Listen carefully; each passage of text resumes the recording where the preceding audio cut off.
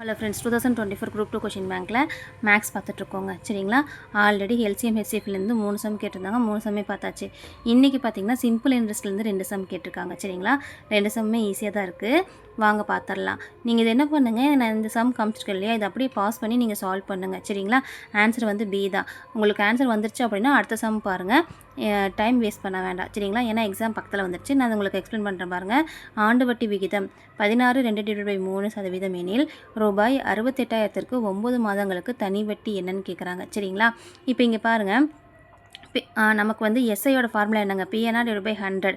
B தான் வந்து நமக்கு பிரின்சிபல் அமௌண்ட்டு 68,000. என்னங்கிறது நம்பர் ஆஃப் இயர், 9 மாதங்கள்னு கொடுத்துருக்காங்க.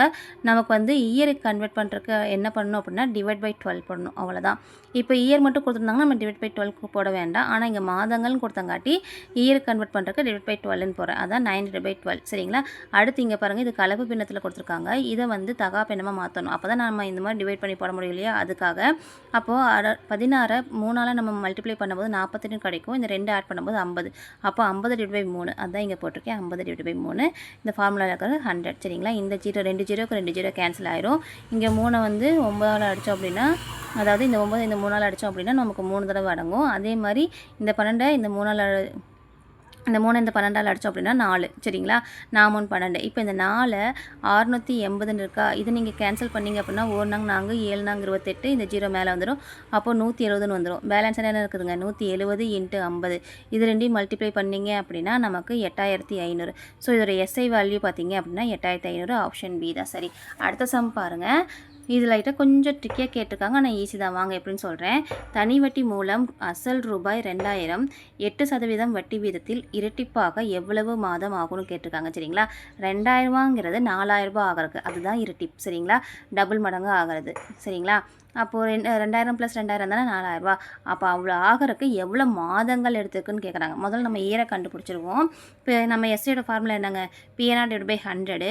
அதான் இங்கே பாருங்கள், பியோட வேல்யூ நான் 2000, நமக்கு என்ன தெரியாது, ஆர் தான் ரேட் ஆஃப் இன்ட்ரெஸ்ட் 8% /100ன்னு போட்டாச்சு. இங்கே எஸ்ஐ என்ன சொல்லிட்டாங்க, இரட்டிப்பாகும்னு சொல்லிட்டாங்க. அப்போ இரட்டிப்பாகும் அப்படின்னா நம்மளோட பிரின்சிபல் அமௌண்ட் என்னவோ அதே அமௌண்ட் தான் நமக்கு எஸ்ஐயும் கிடைக்கும் சரிங்களா, அதே அமௌண்ட் தான் இன்ட்ரெஸ்ட்டும் கிடைக்கும். அதனால தான் இங்கே நான் வந்து 2000ன்னு போட்டிருக்கேன் சரிங்களா. இந்த 2000க்கு இந்த 2000க்கு கேன்சல் ஆகிடுச்சு அப்படின்னா 8 × n/100 இருக்கும்.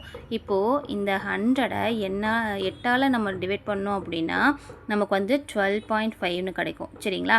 இப்போ இந்த 12.5ங்கிறது நமக்கு இயருங்க சரிங்களா. இயரை மந்தாக கன்வெர்ட் பண்ணுறதுக்கு இன்ட்டு 12ஆல் போடணும் சரிங்களா. ஏன்னா ஒரு வருஷத்தில் 12 மாதம் இருக்குது இல்லையா, அதனால் இன்ட்டு 12ஆல் போடணும்.